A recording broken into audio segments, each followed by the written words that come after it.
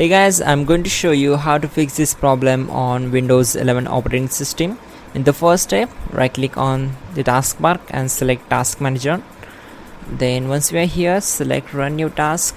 Then we need to click on browse button. Then go to this PC, open C drive, then open Windows folder, then find out system32 folder. So simply double click on it to open it. Once we are here, we need to find out cmd.exe file. Just select it and click on open. Now check this box.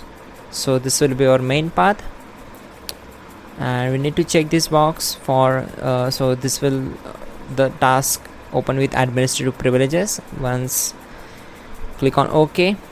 Now on this window we need to execute some commands. Before that, just go to search bar, type here device manager and click here to open it. Now just expand display adapters, right click on the adapters, select properties, go to drivers tab and click on update drivers. Now we need to select the first option, make sure you are connected with your internet connection, then select search automatically for drivers, so it will install the drivers. Now close this window, close all windows one by one, then simply type here dism space / online space / cleanup dash image space /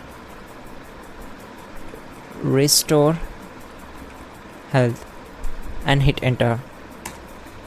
So this will take some time to complete the process, so we need to wait for it. Once done, we will simply close this window and just go to search bar, type cmd, right click on it and select run as administrator. Then type the second command, that is sfc space / scan now and hit enter.